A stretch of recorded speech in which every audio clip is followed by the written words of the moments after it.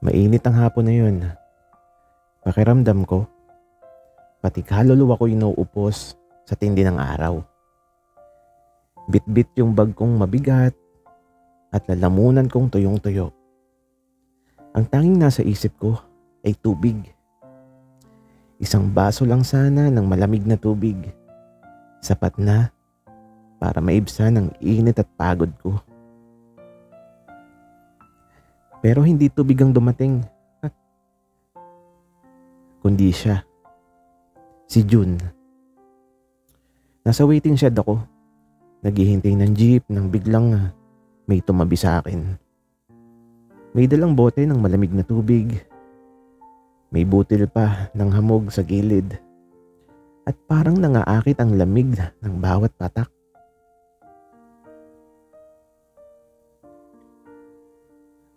Pare, inumin mo muna, mukhang mamamatay ka na sa uhaw.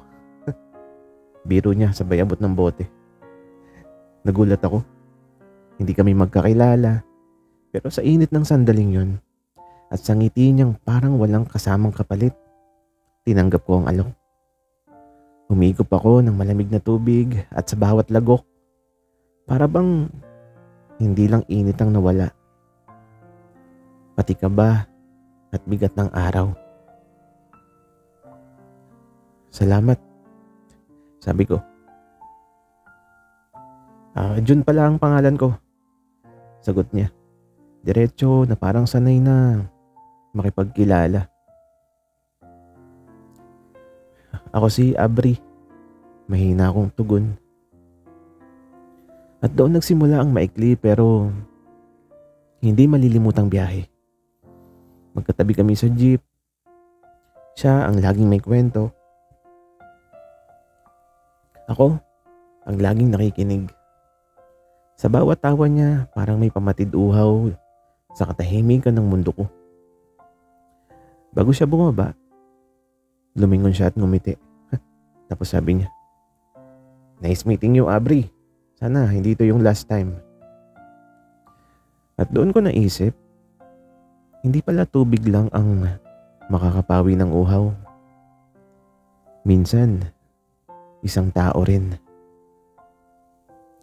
Hindi ko talaga akalaing sa isang bote ng tubig magsisimula ang isang kwento.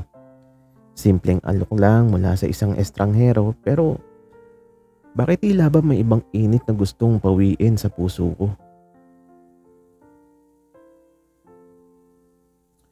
Akala ko tapos na ang lahat sa isang simpleng pagkikita pero mali ako. Kinabukasan habang papasok ako sa klase, narinig ko yung pamilyar na boses sa likod ko. "Uy, Abri!" Paglingon ko si June. Bit-bit pa rin niya ang parehong backpack pero ngayon may dagdag. 2 bote ng tubig. Iniabot niya agad sa akin ang isa. "Para hindi ka matuyuan," wika niya sabay kindat. Napakamot na lang ako sa ulo ko. Grabe ka naman. Wala naman akong sinabi na... Tapos eto, hindi ko na naituloy yung sasabihin ko. Sabi niya, "Hindi na kailangan. Nakikita ko na kagad." At doon nagsimula ang unti-unting pagdidikit ng mundo namin. Sa bawat araw, lagi siyang may dalang ekstrang tubig para sa akin. Pero naging tahimik naming kasunduan. Siya yung magdadala. Ako yung tatanggap. Pero higit pa sa tubig, mas nakaka-addict yung mga kwento niya. Mahilig siyang magsalita tungkol sa maliliit na bagay na hindi ko napapansin. Kung paano nakakatawa yung isang guard sa school, o kung gaano kasarap yung kwek-kwek sa kanto, o kung bakit lagi niyang dinadagdagan ng yelo ang soft drinks kahit malamig na. Sa bawat salita niya, parang ako yung nauuhaw. At siya ang laging sagot. Isang hapon, naglalakad kami pa uwi. Bigla siyang huminto, sabay sabing, "Abri, alam mo ba, ang sarap ng tubig kapag may kasabay kang kausap." mas ramdam mong hindi ka nag-iisa. Parang may kakaibang init na kumalat sa dibdib ko. Sa simpleng linyang yun, pakiramdam ko hindi na lang tubig yung binabahagi niya, pati sarili niya. Hindi ko akalain na sa simpleng pag-inom ng tubig magiging tulay sa pagitan naming dalawa. At habang lumalalim yung usapan, hindi ko maiwasang itanong sa sarili ko, baka hindi lang uhaw sa lalamunan ng gusto kong pawiin. Baka pati sa puso ko. Di ko na alam kung kailan nagsimula, basta isang araw, hinahanap-hanap ko na si Jun. Sa classroom, sa jeep, kahit sa kantin. Parang may kulang kapag wala siya. At tuwing dumadating siya, lagi siyang may dalang tubig na parang simbolo na rin ng presensya niya sa buhay ko. Abri, inom ka muna. Nakita ko sa mukha mo, tuyong-tuyo ka na. Biro niya habang inaabot ang bote. Ang kulit mo, lagi mo na akong ginagawang uhaw. Sagot ko, nang hindi nag-iisip. Biglang tumahimik siya, napatitig lang. At doon ko lang na-realize, mali yata yung pagkakasabi ko. Lagi mo akong ginagawang uhaw sa tubig. Mabilis kong dagdag sabay iwas ng tingin.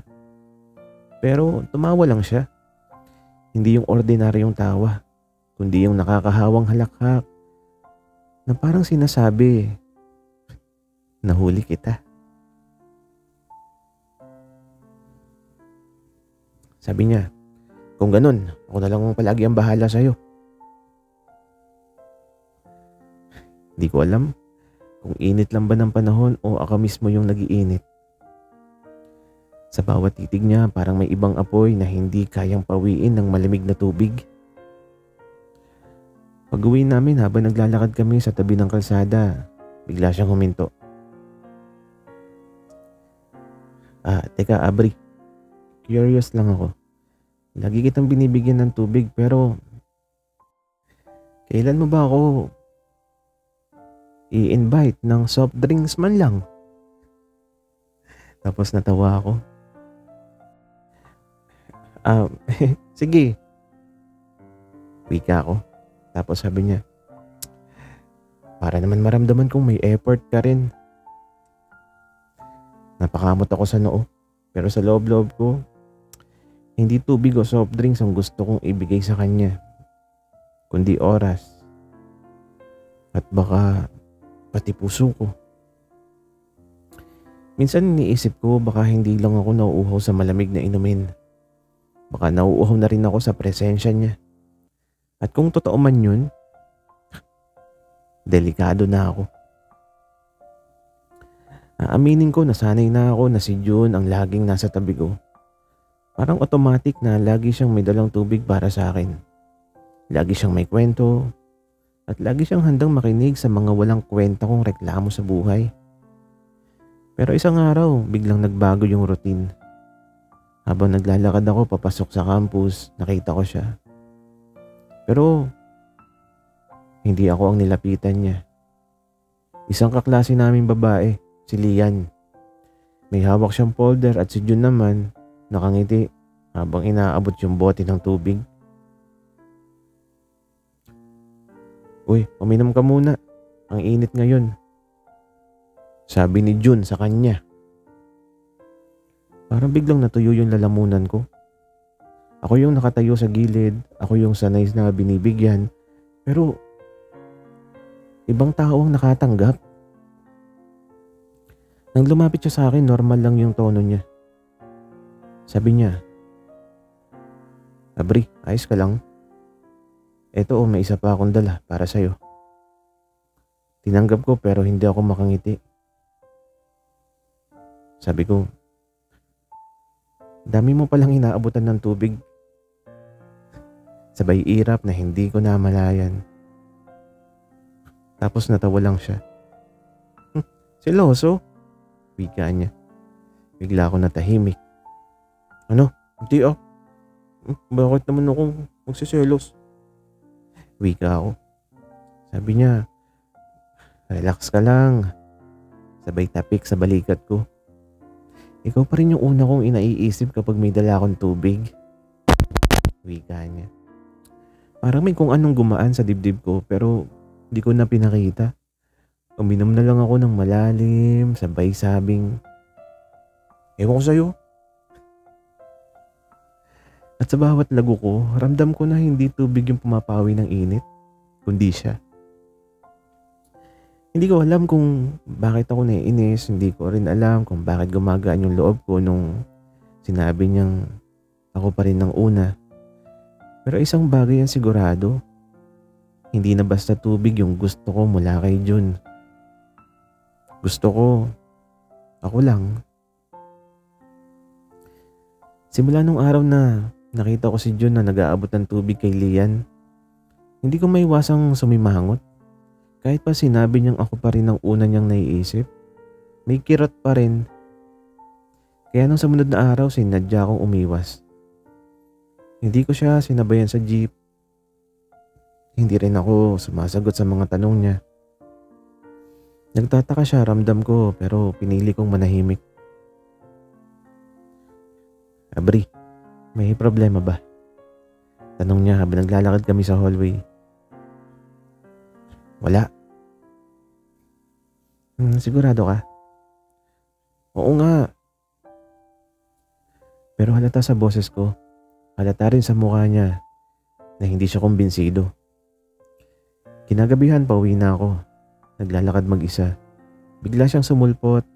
Hawak-hawak ang bote ng tubig na paborito kong brand. Kanina pa kita hinahanap. Alam kong may tampo ka pero please, huwag mo naman akong tratuhin na parang hindi ako mahalaga. Wika niya. Natigilan ako. Hindi ko in-expect na siya pa mismo ang aamin. Sabi ko, Jun, hindi ka naman sinasadya eh. Ewan ko, siguro naiinis lang ako. Selos? Tanong niya ulit. Tapos diretso yung tanong. Napayo ko ako, hindi ako makasagot. Pero nilapit niya yung bote sa labi ko. Hawak pa rin niya. At dahan-dahan niya tong inilapit. Inom ka muna, baka matuyo yung labi mo sa kakatampo. Wika niya. Napatawa ko kahit ayoko. At doon na natunaw ang pader na pinilit kong itayo. Kinuha ko yung bote at uminom sabay sabing, okay na. Basta sa susunod okay lang ha. Tapos tumawa siya. Ikaw lang naman Abri, ikaw lang. Wika niya. At sa unang pagkakataon, hindi lang tubig yung nagpalamig sa akin, pati mga salitang binitiwan niya. Minsan hindi natin napapansin na hindi lang uhaw sa lalamunan ang pinapawi ng isang tao. Minsan pati uhaw sa atensyon, sa pag-aalaga, at sa kasiguraduhan na siya na rin ang sagot. Isang hapon biglang bumusang malakas na ulan. Wala akong payong, wala ring masisilungan maliban sa maliit na waiting shed sa kanto. Basa na yung balikat ko, malamig na ang hangin at ramdam ko nakakapusin ako ng lakas kung tatagal pa. Biglang may tumakbo papalapit. Abri! Buti nandito ka. Si Jun hawak ang payong, hingal na hingal. Agad niyang inabot yung payong at itinapat sa akin. Dahil masigip, halos magkadikit na yung katawan namin habang sabay kaming naglalakad. Ang init ng braso niya sa tabi ko kahit malamig ang paligid. Habang naglalakad, biglang dumulas ang tsinelas ko sa basa. Napasubsob ako. Buti na lang mabilis siyang nakaalalay. Hinawakan niya yung kamay ko. Mahigpit, mainit at matatag. Aray, mahina akong sabi. Okay lang. Dahan-dahan ka naman kasi, sagot niya. Pero hindi niya binibitiwan yung kamay ko. Hindi na ako nakasagot, ramdam ko pa rin yung higpit ng pagkakahawak niya. At kahit safe na akong tumayo, hindi niya agad binitiwan. Para bang natural lang, para bang gusto niya talaga akong manatili roon. Nang makauwi kami, basang-basa pa rin yung mga pantalo namin. Pero hawak pa rin niya yung kamay ko hanggang sa mismong gate ng bahay. Abri, kahit ulan pa, kahit baha pa, basta ikaw, hindi kita bibitawan. Bulong niya bago siya umalis. At doon hindi ulan yung nagpainit sa katawan ko kundi siya. Minsan may mga hawak na hindi lang basta pisikal. May mga hawak na parang nangungusap na nagsasabing, safe ka sa akin, di kita pababayaan. At doon ko naramdaman, baka hindi lang uhaw ng pinapawi niya. Baka siya na rin yung dahilan kung bakit gusto kong mabuhay. Pagkatapos ng insidente sa ulan, parang may nagbago. Hindi na lang basta kaibigan yung turing ko kay Jun. Ramdam ko mas malapit na siya kaysa sa dati. Pero hindi ko alam kung tama lang ba yung nararamdaman kong yun. Isang gabi, nagkayayaan kami magkita sa isang maliit na karinderya malapit sa campus. Siya pa rin, syempre, nag-abot ng bote ng malamig na tubig sa akin. Para sa'yo, Abri. Paborito mo yan. Wika niya.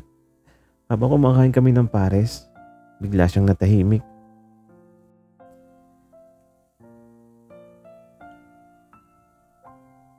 Hindi ako sanay na walang imik si Jun kaya nagulat ako.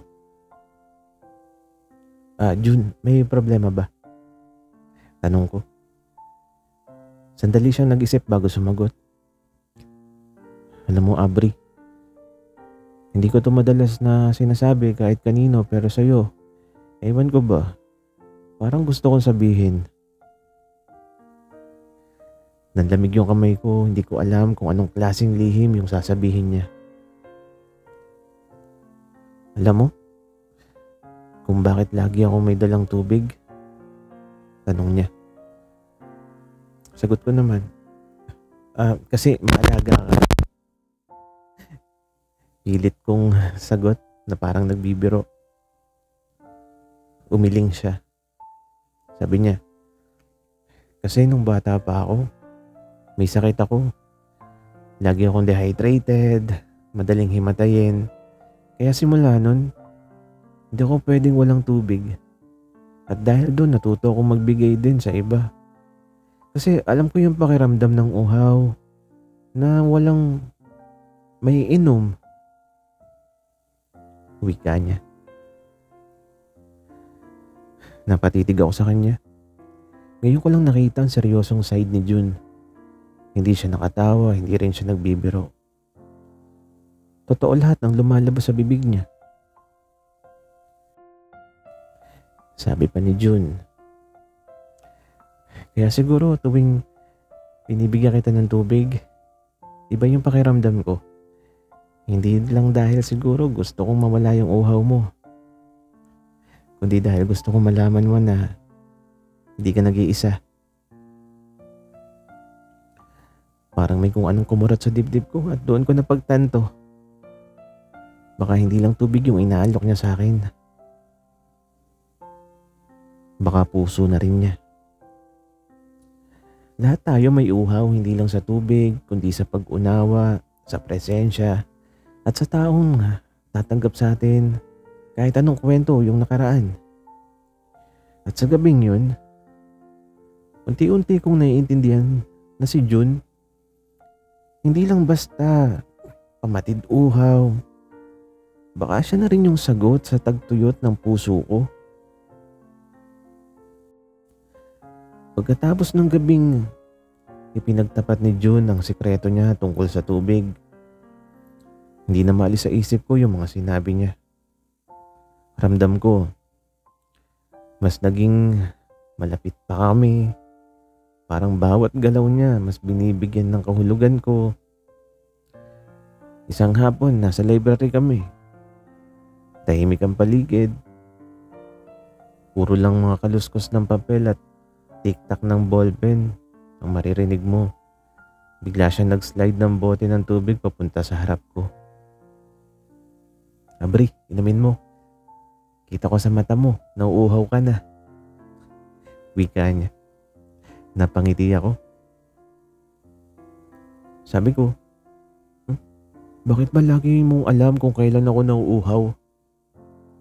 Sagot naman niya. Kasi, tapos ito, hindi niya tinuloy, bigla siyang tumingin sa akin ng diretsyo na parang may hinahanap sa mukha ko. Sabi pa niya, kasi, lagi kitang tinitingnan. Nanlamig ako. Di ko alam kung tama ba yung narinig ko. Anong ibig mo sabihin? Tanong ko. Umiling siya, nagkunwaring nagbibiro. Wala, baka naparami lang ako ng basa ng libro. Wika niya. Pero baka sa mukha niya na hindi lang biro yun. Nagpatuloy kami sa pagbabasa pero hindi na ako makapokus. Ramdam ko yung init ng titig niya na paminsan-minsan hanggang sa biglaang napalapit na siya para tingnan ang binabasa ko na at halos magdikit na yung mukha namin. Jun, bulong ko. Masyado ka na malapit. Ngumiti lang siya. Pabulong din ng sagot. Bakit? Naiinis ka ba o natutuwa? Hindi ko alam ang isasagot. Ang alam ko lang sa sandaling yon, hindi na tubig yung bumabalot sa katawan ko, kundi isang init na hindi ko maipaliwanag. May mga salitang hindi na kailangan sabihin ng diretsyo. Minsan sapat na yung titig, yung lapit at yung pakiramdam na parang nauuhaw ka sa isang tao at siya lang ang makakapawi.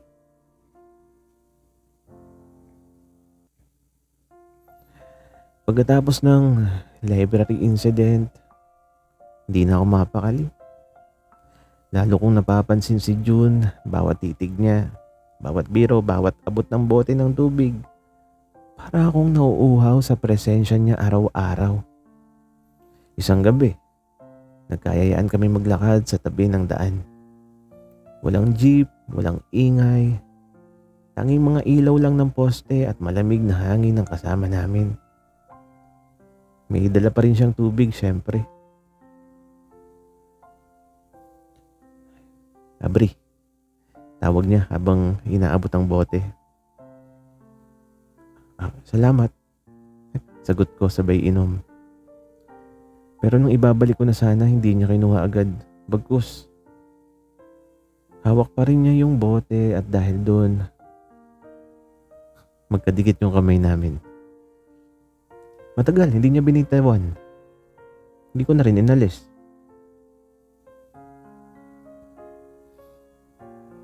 Abri, alam mo kung bakit lagi kitang binibigyan ng tubig? Mahina niyang bulong, halos pabulong lang sa hangin. Tumigil yung mundo ko, ayokong sagutin. At gusto kong siya ang magsalita. Kasi tuwing nauuhaw ka, parang ako rin. At tuwing mauubos yung bote, natatakot akong baka mawala ka rin sa buhay ko.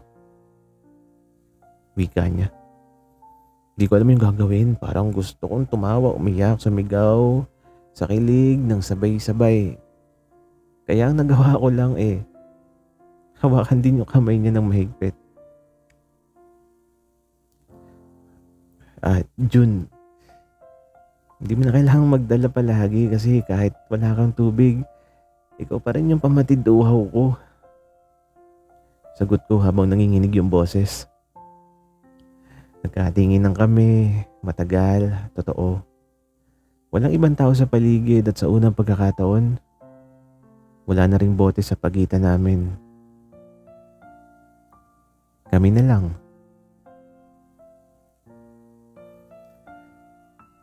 May mga bagay na hindi mo akalaing darating. Minsan iniisip mo, simpleng tubig lang pero sa dulo, baka pala yun na yung simula ng pagmamahal. At ngayong hawak ko yung kamay niya, alam kong hindi na ako nauuhaw.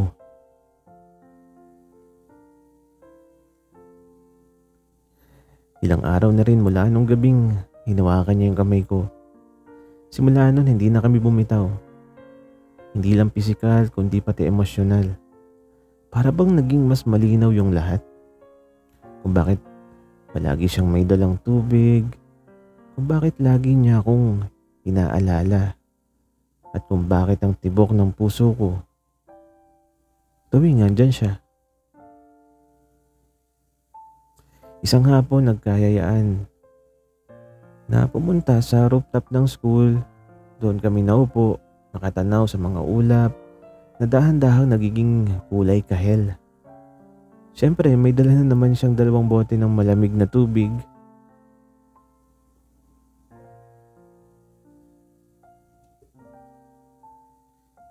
Inom tayo, Abri. Last battle ngayong araw. Sabi niya sabay abot. Grabe. Parang araw-araw may last battle ka. Sagot ko. Hindi. Kasi gusto ko, sa bawat araw, sa bawat bote, may alaala tayo. Para kahit maubos, may dahilan tayong magbukas ng bago. Wika niya. Natahimik ako. Hindi na ako makatawa o makabiro eh. Lumingon ako sa kanya at nakita ko yung mga matang matagal ko nang pinipilit basahin.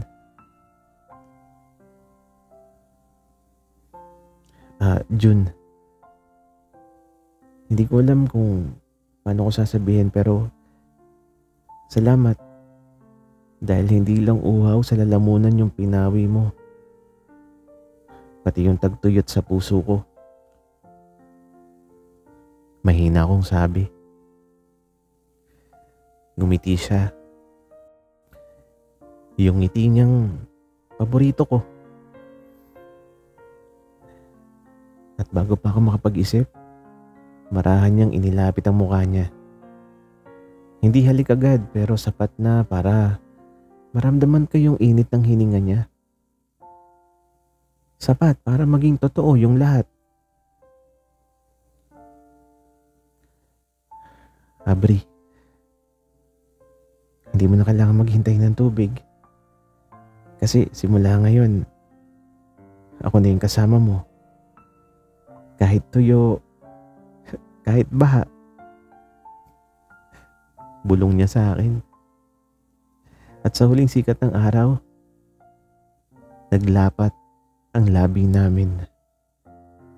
Isang maikling halik na puno ng pangako, puno ng kasiguraduhan.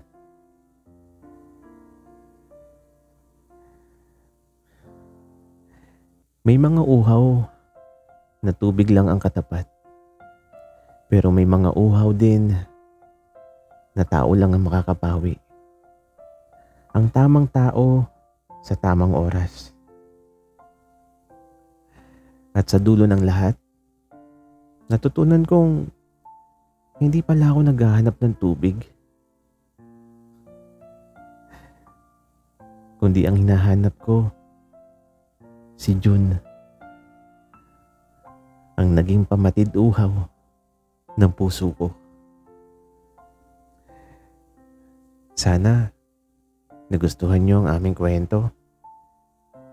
Maraming salamat sa inyong pakikinig.